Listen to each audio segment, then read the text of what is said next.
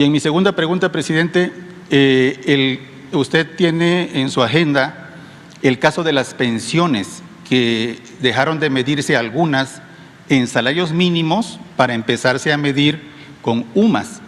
Tiene usted el proyecto de recuperar este diferencial. La pregunta es, ¿cuándo habría la oportunidad de valorar el avance y si en este sexenio, en esta segunda mitad de su sexenio, habrá avances al respecto? ¿De qué medida, en qué forma y cuándo se podría dar una respuesta a los jubilados que se inconforman en todas partes del país en este segmento particular de pensiones rezagadas? Sí, lo primero, hoy mismo nos das la información para que se atienda. Gracias, presidente. Lo otro, lo de las UMAS tiene que ver con las políticas que se impusieron en el periodo neoliberal. La verdad, todas las modificaciones, casi todas las modificaciones a la Constitución, a las leyes, se hicieron para beneficiar a una élite y perjudicar a la mayoría del pueblo de México. Eso fue, en términos legislativos, el periodo neoliberal. Ya vamos a hacer, porque lo tengo pendiente, una relación de todas las reformas que se llevaron a cabo y lo vamos a presentar por los jóvenes para que vean cómo utilizaban al poder legislativo para legalizar la corrupción, el robo, la entrega de bienes nacionales a particulares, nacionales y extranjeros. ¿Cómo se afectó a los trabajadores en todo el periodo neoliberal? ¿En qué consistieron las llamadas reformas estructurales?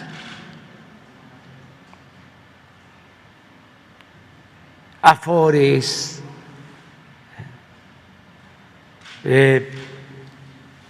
lo de la subcontratación, lo de las famosas sumas a las que haces referencia. Entonces, estamos revirtiendo en la medida de lo posible todas esas contrarreformas, todo eso que se aprobó en contra del pueblo y de la nación. Aquí estamos hablando de las reformas constitucionales para entregar los bancos, las empresas públicas, las reformas aprobadas para aumentar los impuestos, las reformas aprobadas para que la educación dejara de ser en todos los niveles de escolaridad gratuita.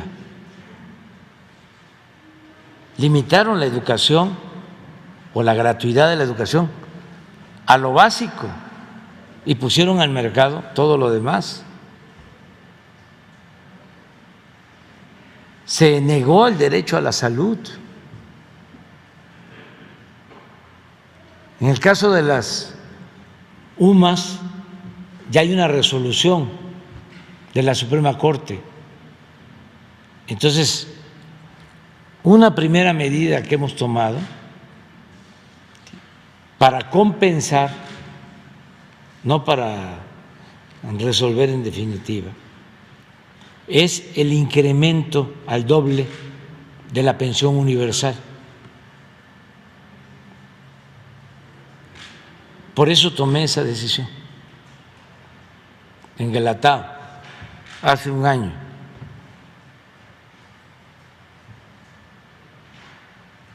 para que no solo a pensionados, jubilados, sino a todos los mayores de 65 años se les garantice el derecho constitucional a una pensión.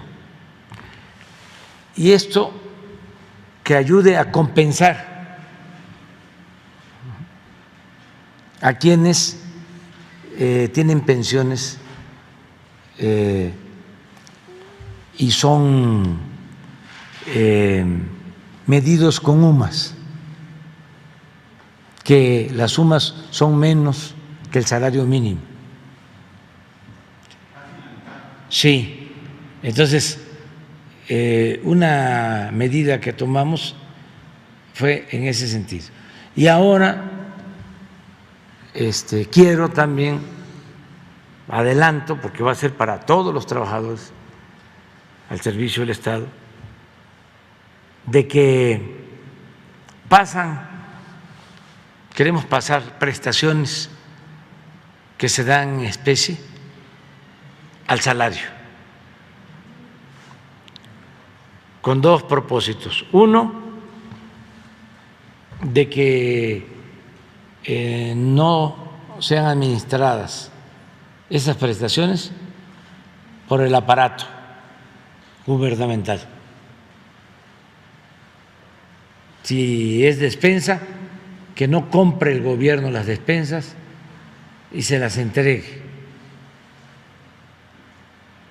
porque muchas veces ahí hay corrupción. Entonces, esa prestación de despensa va al salario, se agrega al salario. ¿Por qué no iban las prestaciones al salario? Porque decían, si aumenta el salario, tienen que pagar más impuestos los trabajadores.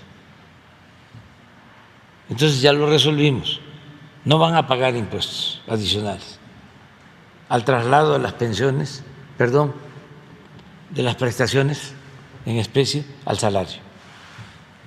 Y segundo, que es lo que está en el fondo, si aumenta el salario, al momento de que el trabajador se jubila, le tienen que pagar de acuerdo a su salario vigente. No toman en cuenta las prestaciones. Entonces, ahora las prestaciones en especies todas van al salario, lo adicional no tiene impuesto y a la jubilación ese va a ser el salario que se va a tomar como base. Eso es lo que te puedo contestar.